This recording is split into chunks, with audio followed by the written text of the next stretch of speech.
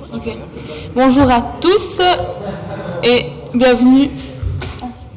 Oui, à toi.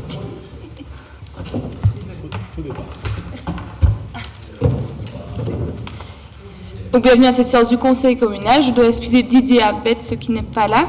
Et on va de suite commencer par le point 1, CPS, budget du CPS, exercice 2026, approbation. Et je laisse la parole à Sébastien.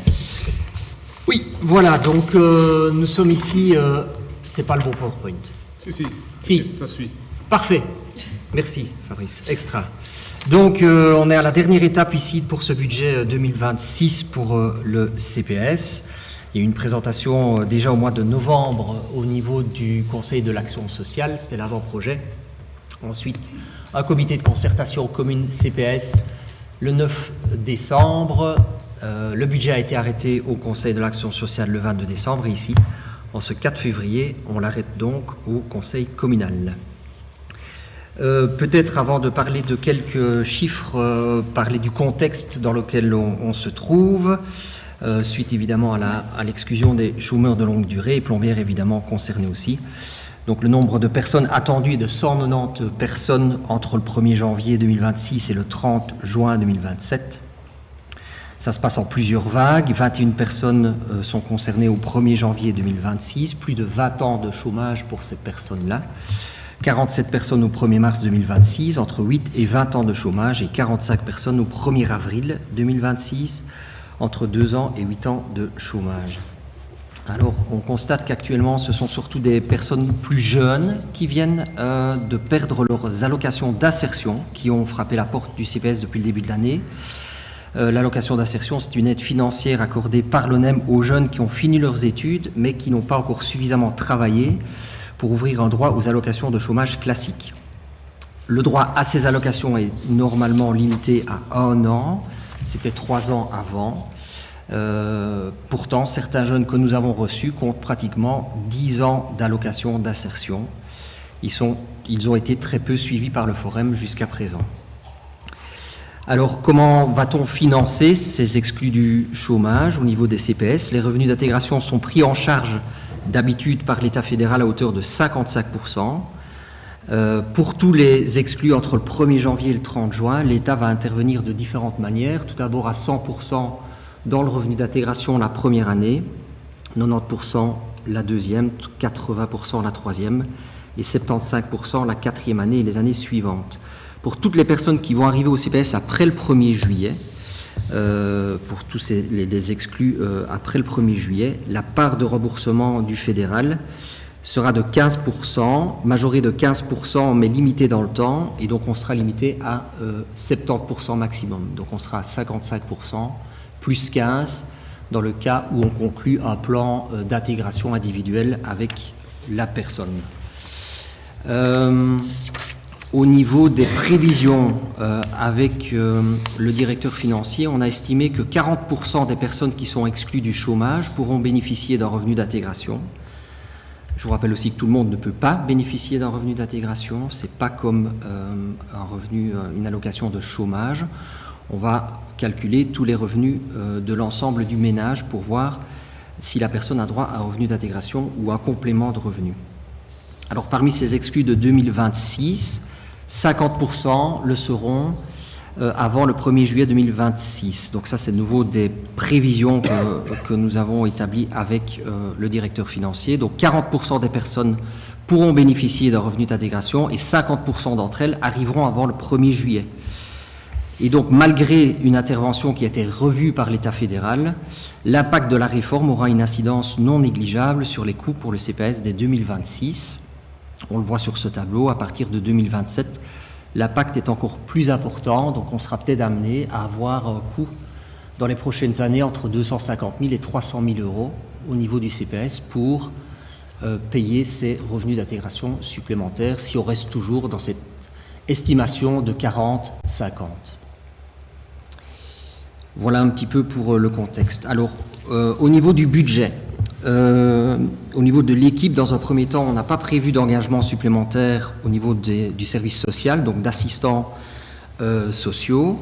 L'accent étant mis sur la remise au travail, un engagement à mi-temps pour seconder l'agent d'insertion a été budgété. Et pour 2026, ce montant est couvert par un subside de fonctionnement octroyé en 2025. Vous avez vu aussi sur le tableau précédent qu'il y avait une indexation qui était prévue en avril 2026 et qu'il y avait également un mi-temps en moins au niveau de l'inclusion informatique. Donc ça, ce sont des budgets que nous avons reçus en moins au niveau de l'État fédéral. Alors, après, on passe à la dia suivante qui parle des budgets au niveau... Non, c'est pas juste. Le verso, merci. Notons, donc, je vous ai parlé du mi-temps pour le projet e-inclusion. On a aussi des subsides qui sont non reconduits. Donc il est important de souligner qu'à côté de la réforme du chômage, toute une série de subsides des autorités supérieures ne sont pas reconduits, ils ont été supprimés. On parle d'une suppression de subsides pour une fonction publique et solidaire, moins 5 800 €, c'est la dia suivante. Suppression subside pour l'action culturelle et suppression subside pour le tuteur énergie, moins 10 000 €. Subside e-inclusion, je vous en ai parlé juste avant, 30 000 €. On note quand même un supplément de recettes au niveau des repas, puisqu'on a augmenté le prix des repas, de la livraison des repas chauds au niveau des bénéficiaires en juillet dernier. Et donc sur toute une année, il y aura une recette supplémentaire de 20 500 €. Un petit focus sur les dépenses et recettes au niveau des revenus d'intégration. Donc un montant de 672 000 a été prévu, ça représente 56 000 € par mois au niveau des dépenses des revenus d'intégration. La récupération au niveau de l'État fédéral serait de 420 000 €.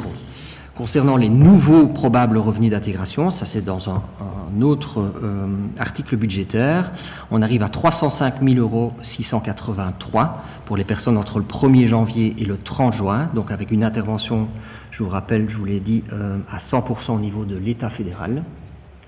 Et puis à 373 758 € à partir du mois de juillet. Et là, les recettes estimées pour ces revenus d'intégration sont estimées à 261 630 € pour cette période. Un petit mot au niveau de l'extraordinaire. Nous avons ajouté du matériel informatique, une armoire chauffante pour les repas chauds si jamais une des armoires tombe en panne. Et aussi cette année une camionnette, puisque les camionnettes commencent à être aussi un petit peu vieilles, donc les camionnettes pour livrer les repas. À noter que si ces deux dépenses devraient être exécutées, cela videra le fonds de réserve extraordinaire du CPS. C'est un fonds qui avait été alimenté depuis 1996 par la vente de plusieurs biens et de terrains dont le CPS était propriétaire. La commune n'est jamais intervenue au niveau de l'extraordinaire, au niveau du CPS depuis lors. Un petit tableau pour terminer au niveau de l'évolution du budget de l'intervention communale depuis 2021. Donc on voit les budgets qui ont augmenté. L'augmentation de la dotation communale reste limitée hors réforme du chômage. On aurait eu une augmentation de 13 000 € s'il n'y avait pas eu cette réforme du chômage. On serait arrivé à 974 000 €. Donc une augmentation de 13 000 par rapport à 2025, mais avec la réforme du chômage, la dotation passe à 1 43 816 €. Et encore une dernière dia sur les repas à domicile dont j'ai déjà un petit peu parlé. Ça reste toujours un grand succès. Il y a eu 19 322 repas livrés en 2024. On arrive à 21 000, plus de 21 000 repas, 21 087 en 2025. Donc on peut dire aussi que l'augmentation du prix de 1 € au niveau des bénéficiaires en juillet dernier n'a pas eu un impact négatif sur la demande, puisqu'on voit même qu'on a augmenté le nombre de repas. Et encore un petit chiffre, il faut se dire que le livreur du repas chaud du week-end peut être amené à livrer jusqu'à 48 repas sur la journée. Et il le fait seul. Voilà. Merci. Est-ce qu'il y a des questions sur ce point? Oui, j'aurais une question ici au niveau de... Si par malheur il y a une augmentation au niveau des frais du CPS, donc il y aurait plus de gens qui toquent à la porte, oui. Est-ce que les subventions également augmentent? Oui, donc c'est proportionnel en fait. Donc c'est un pourcentage qui va en même temps. Donc s'il y en a un, l'autre suit. L'autre suit, mais toujours avec les mêmes pourcentages dont je parlais tout à l'heure. Donc tu as une intervention qui est limitée pour les personnes entre le 1er janvier et le 30 juin. Là, l'État fédéral va vraiment intervenir à 100%, mais les personnes qui arrivent après, les exclus qui arrivent après, l'intervention est moindre. Au niveau des subventions, est-ce qu'on peut dire qu'il faut toujours respecter leurs paroles? Ah ça oui, ça c'est dans des décrets et ça a été... Dans un décret, mais un décret peut être transformé après les élections. Ça, c'est certain, oui.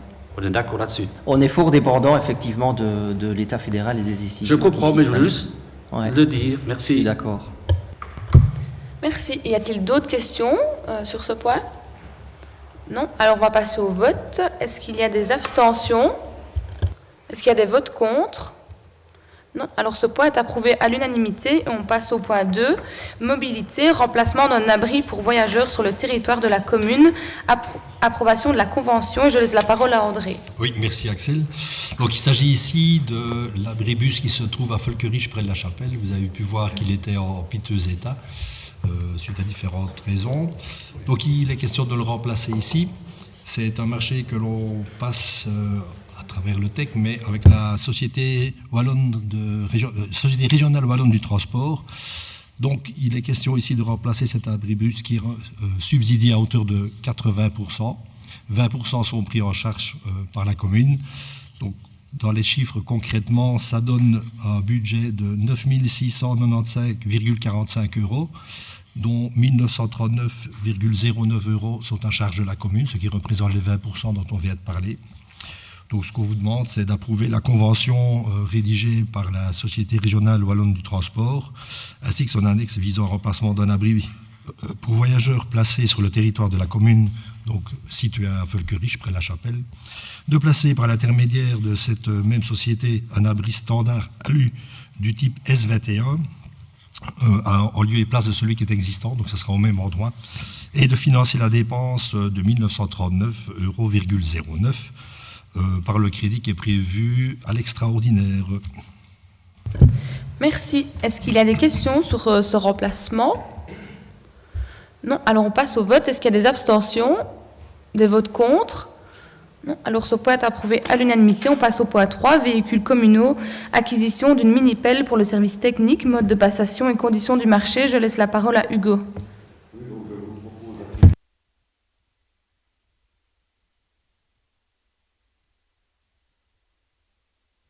De 2007, nous avons pas mal de problèmes sur des problèmes hydrauliques et ça, et on ne trouve plus les pièces, donc à tout moment on doit louer une mini-pelle, c'est le fournisseur.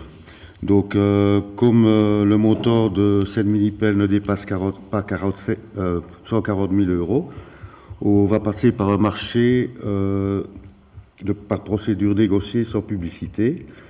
Donc le montant total est de 57 450 €.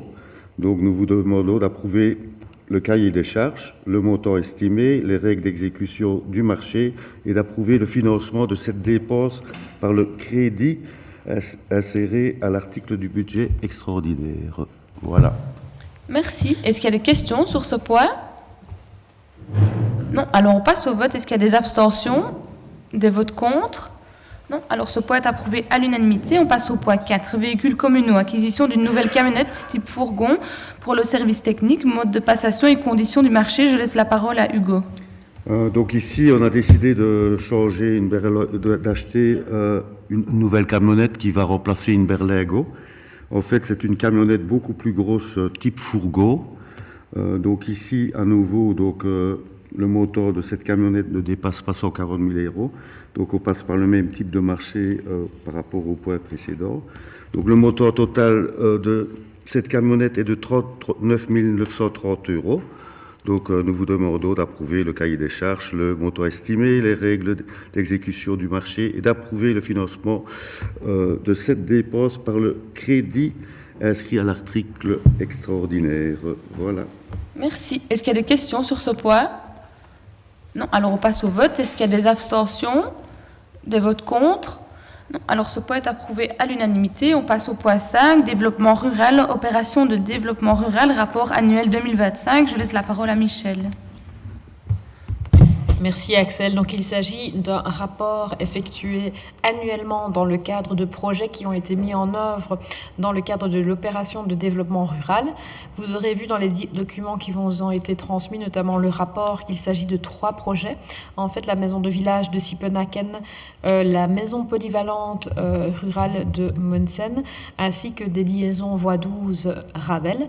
Et donc chaque fois, pour chaque projet, vous avez le budget, l'évolution du projet et surtout le fonctionnement et l'utilisation actuelle de ces investissements.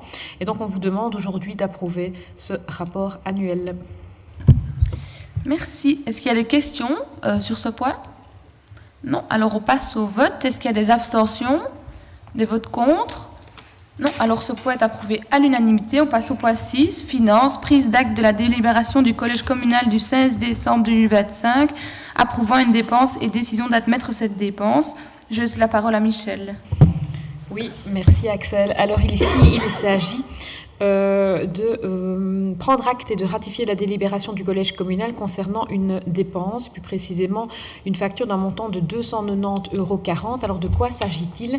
Il s'agit de pièges commandés dans le cadre de la lutte contre les frelons asiatiques. Vous savez que c'est devenu un sujet très d'actualité actuellement. Et donc on en parle partout, que ce soit à la conférence des bourgmestres, à la zone de secours, à la province de Liège.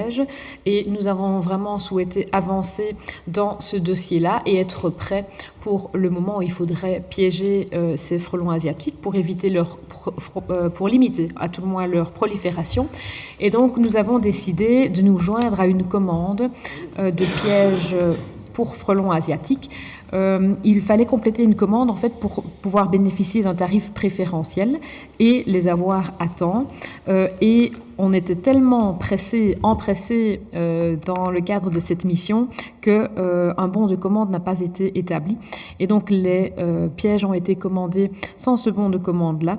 Donc nous avons décidé en collège communal d'imputer la facture de la Fédération royale provinciale liégeoise d'apiculture sous notre responsabilité et on vous demande de prendre acte et de ratifier. Alors en attendant, les pièges sont là, on est prêt à intervenir et entre-temps, il y a également eu une proposition d'achat groupé, enfin pas d'achat groupé, une proposition de mise à disposition de pièges par la province de Liège.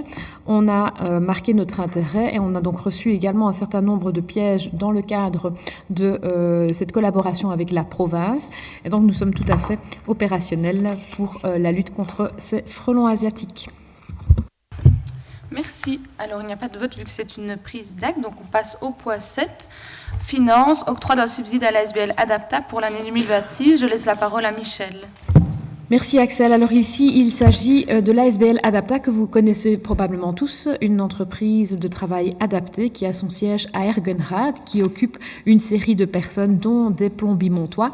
Et donc nous octroyons à cette ASBL un montant correspondant à 100 € par personne plombimontoise occupée. Et donc vous verrez dans la délibération que nous proposons d'octroyer pour l'année 2026 un subside de 1 200 €.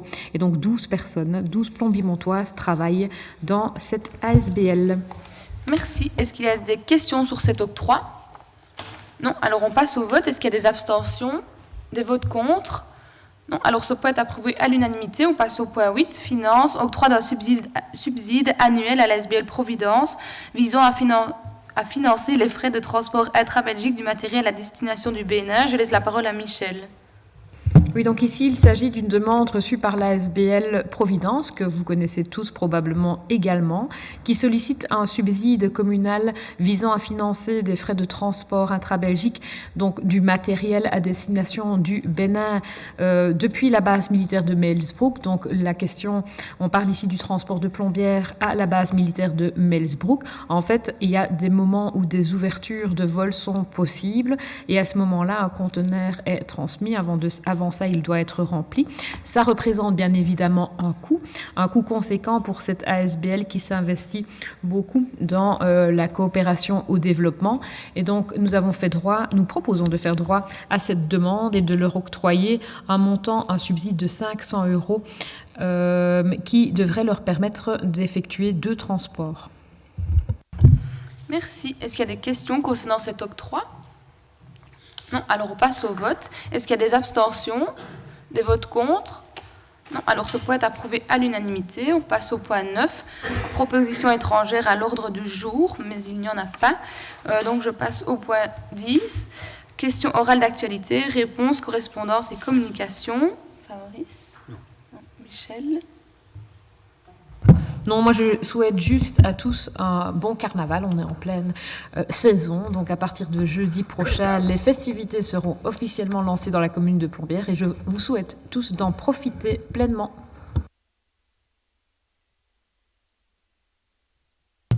Ben oui, voilà, comme Michel vient de le dire, les festivités carnavalesques vont démarrer très prochainement sur la commune de Plombières. Donc, vous l'avez peut-être déjà reçu dans vos boîtes aux lettres aujourd'hui, et sinon ce sera demain ou plus tard.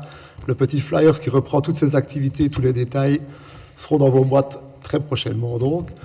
Et donc je vais vous rappeler les événements principaux. Je vous invite chaleureusement à notre déjeuner des Enweavers ce jeudi 12 février, jeudi prochain. Donc chaque année, on change de village. Cette année, c'est à Plombières que ça se passe. C'est juste ici devant la maison communale, dans le chapiteau prévu à cet effet. Alors, sans oublier nos deux magnifiques cortèges, le samedi 14 février, ici aussi à Plombières, départ à 13h30 ici, devant la maison communale. Et le lendemain, le 15 février, le dimanche, à Guémenich, dès 14h15. Mais tous les détails se retrouvent dans ce petit flyers. Donc, je souhaite à tous, à toutes et à tous, un bon carnaval. À la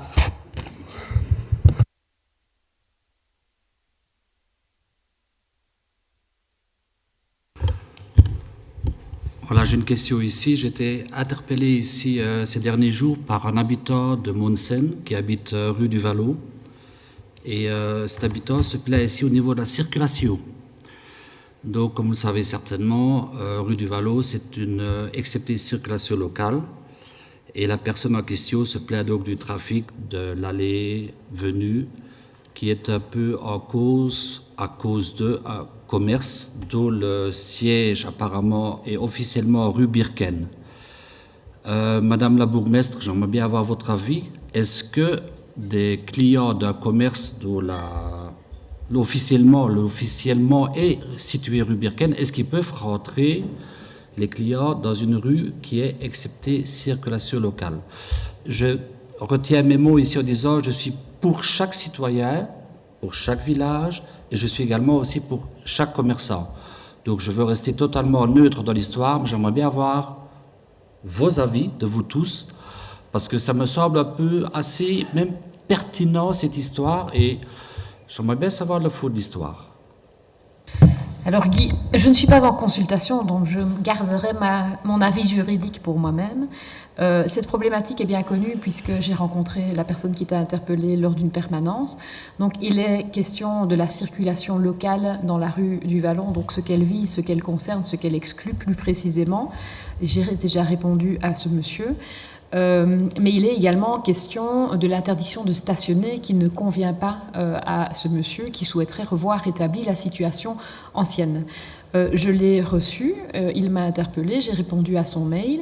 Alors le temps de l'administration n'est pas toujours le temps du citoyen, je peux l'entendre, mais les délais sont ce qu'ils sont.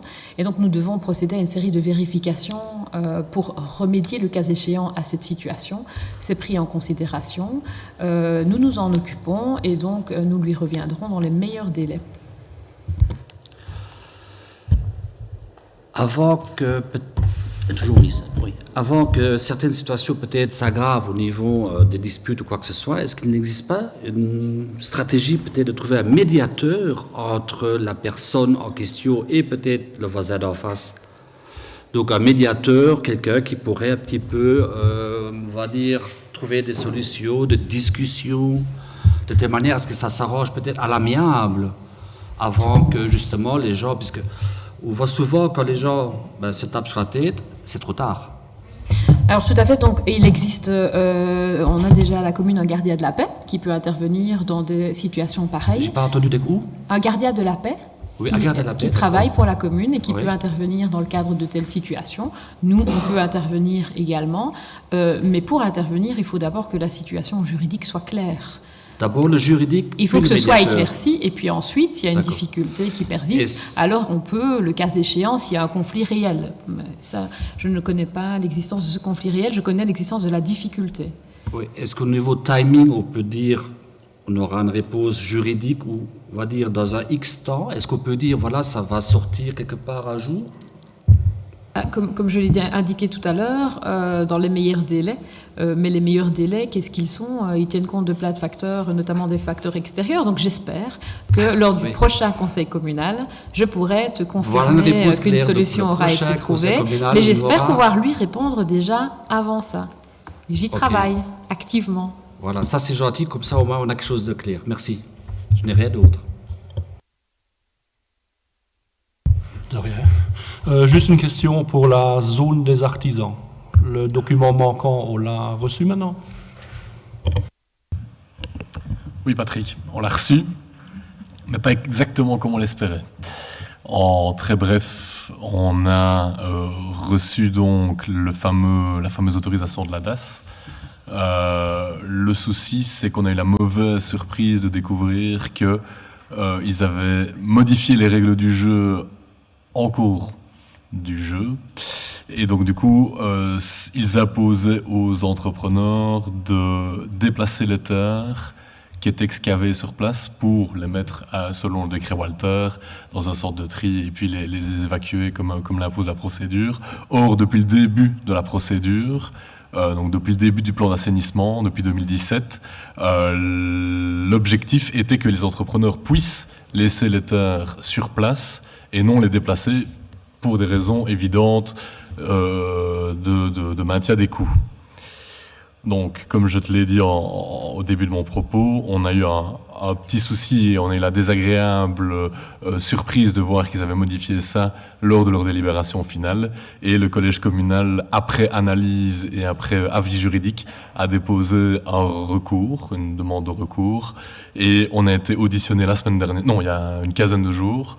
Et on attend ici la réponse au niveau du gouvernement wallon. Voilà où ça en est.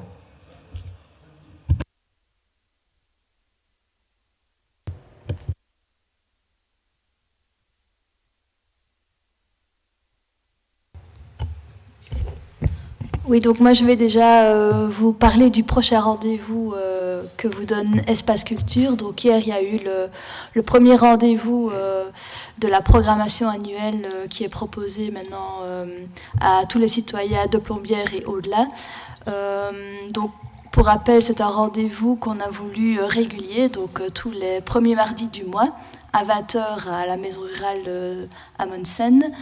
Et la prochaine manifestation concernera une conférence qui sera donnée par François Debras sur les fake news. Donc en fait, c'est une manière de nous aider à garder un esprit critique par rapport à tout ce qui est publié tant sur les réseaux que dans la presse. Et en fait, parce que les fake news, contrairement aux false news, donc false news, c'est quand il y a une information qui a été communiquée qui est fausse, mais non intentionnelle. Les fake news, en fait, c'est des informations qui sont volontairement fausses pour que plus personne ne s'y retrouve et que plus personne, en fait, ne s'intéresse finalement à la formation, puisque ça devient de la désinformation. Et donc, je pense qu'avec tout ce qu'on vit ici et partout ailleurs, c'est important de garder cet esprit critique. Et donc j'invite tant les jeunes que les moins jeunes à venir pour aussi éviter toutes sortes d'arnaques auxquelles on fait régulièrement face, que ce soit via des SMS, via des messages WhatsApp, etc. Et si vous allez un peu taper et googler pour voir qui est François Debras, ça devient vraiment quelqu'un qui a une belle renommée, puisqu'il intervient souvent aussi maintenant à la première, dans des émissions à la première à la RTBF. Donc c'est quand même quelqu'un de vraiment, vraiment intéressant qui va venir ici à Monsen, donc il se déplace pour nous, donc j'espère que les gens se déplaceront pour lui aussi. Voilà. Et bon carnaval à tous.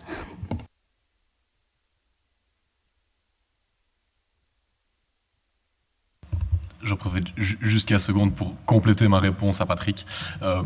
On a continué à travailler en parallèle quand même. Donc l'idée étant que ce contretemps prenne finalement le moins de temps possible et nous impute le moins de temps possible. Donc on a encore rencontré la SPI la semaine dernière pour essayer d'affiner encore la procédure de vente des lots. Et donc on espère que dès qu'on a une réponse, on sera opérationnel pour enfin vendre ces terrains.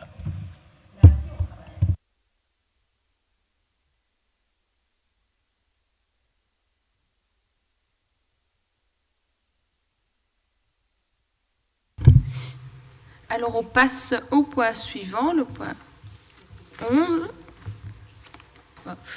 Donc, procès verbal de la séance publique de la réunion du Conseil communal du 18 décembre 2025. Est-ce que quelqu'un a une remarque sur le procès verbal? Non. Est-ce qu'on peut l'approuver à l'unanimité? Oui. Alors, on arrive déjà à la fin de cette séance. Je vous donne rendez-vous le jeudi 5 mars pour la prochaine séance du Conseil communal. Merci pour votre écoute. Je vous souhaite une agréable soirée et je vais clore cette séance.